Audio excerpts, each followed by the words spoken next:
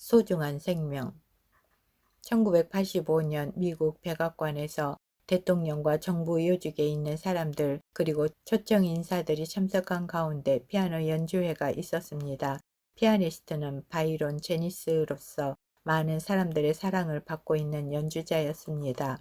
아름다운 불빛 사이로 피아노 선율이 울려 퍼졌습니다. 사람들은 눈을 지그시 감고 피아노 연주에 몰입했습니다. 이윽고 연주가 끝났을 때 모두들 일어나 박수를 보냈습니다. 정말 훌륭한 연주였습니다. 사람들은 칭찬과 격려를 아끼지 않았습니다. 제니스는 머리를 숙여 답례했습니다. 그리고 조용히 웃으면서 이렇게 말했습니다.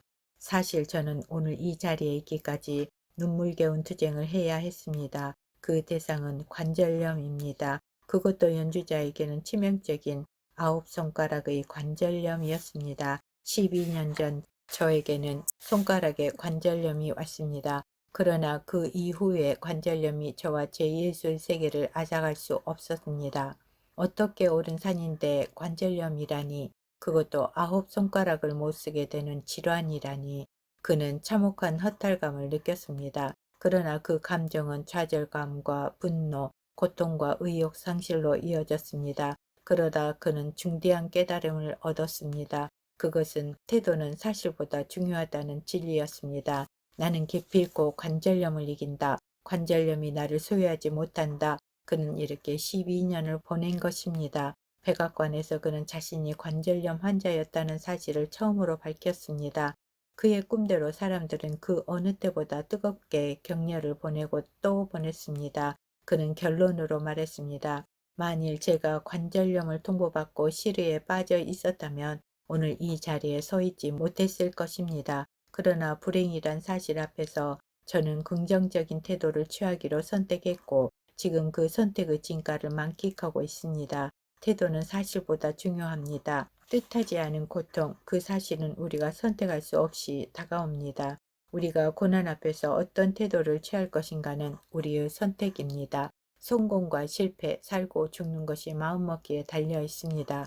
그러나 많은 사람들이 불행을 만났을 때 좌절하고 생을 포기합니다. 예수님은 나사로의 죽음 앞에서 눈물을 흘리심으로써 우리의 삶이 얼마나 중요한지를 보여주셨습니다. 우리의 생명은 하나님께서 주신 것이고 또 내가 임의로 주관할 수 있는 것이 아니라는 사실을 기억해야 합니다.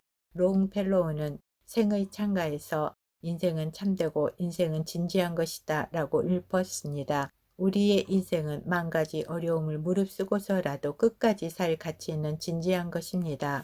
슈바이처는 생명의 경외가 나의 도덕의 근본 원리이다 라고 했습니다. 생명을 아끼고 소중히 여길 줄 아는 생각이 도덕과 윤리의 근본입니다.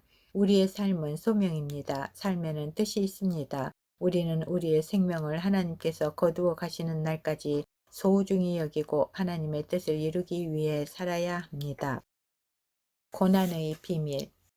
인간은 흙으로 지음을 받았습니다. 그러므로 고난은 인간이 흙으로 돌아가는 과정에서 필연적입니다. 그런데 일부의 사람들이 그리스도인이 되는 순간 모든 고난이 사라질 것이라고 오해하고 있는 것 같습니다. 그러나 성경은 아무 곳에서도 그리스도인이 고난에서 제외될 것이라고 말하고 있지 않습니다. 오히려 성경은 고난 당하는 것을 이상하게 생각하지 말라고 말씀하고 있습니다. 그리스도인들이 고난을 당하는 것은 결코 이상한 것이 아니다. 사람들은 초년의 고생은 사슬라도 한다고 말합니다. 그것은 적당한 고난은 오히려 약이 된다는 사실을 인정하기 때문입니다. 그러나 문제는 고통의 정도와 기간입니다. 고통이 심해지고 길어지면 하나님의 사랑을 의심하게 됩니다. 정말로 나를 구원하셨는지, 과연 내 인생에 관심을 가지고 계신지 의심이 생기면 하나님만 바라볼 수 없게 됩니다. 어려운 때일수록 사실을 객관적으로 바라보며 올바르게 생각할 줄 알아야 합니다. 1949년 모택동 공산주의 정권이 중국을 장악했을 때 중국 전역에서 사역하고 있던 약 1만 명의 선교사들이 추방을 당했고 남아있던 500만 명의 중국 기독교인들에 대한 본격적인 핍박이 시작됐습니다.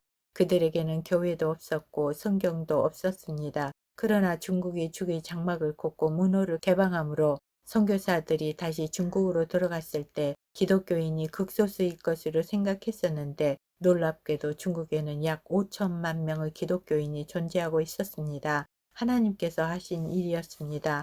오늘날까지도 중국은 유물론 사상을 이데올로기로 주민을 통제하고 있지만 지금 개신교의 숫자는 놀랍게도 1억을 헤아리고 있습니다.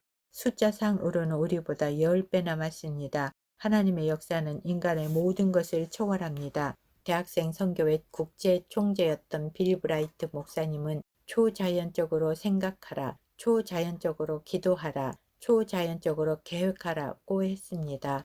어느 아프리카 선교사가 원주민들에게서 이상한 모습을 보게 되었습니다. 그것은 원주민들은 물살이 세고 빠른 시내를 건널 때는 크고 묵직한 돌을 주워서 어깨나 몸에 단단히 묶고 한 발자국, 두 발자국 천천히 시내를 건너는 것이었습니다. 선교사는 이것이 과연 물을 건너는데 어떤 도움이 되겠는가 하고 실험을 해보았습니다. 무거운 돌을 어깨에 메고 한 발자국 시냇물 속으로 걸음을 옮기자 놀랍게도 무거운 돌 때문에 물살에 휩쓸리지 않고 오히려 시내를 건너는 일이 쉽게 되었습니다. 무거운 돌이 세찬 물살에서 몸을 지탱시켜 주는 것처럼 고난은 우리로 하여금 연단을 가져다 주는 것입니다. 그러므로 우리가 모든 것을 합력하여 선을 이루어 주시는 좋으신 하나님에 대한 확신을 가지고 있으면 고난도 즐길 수 있는 것입니다.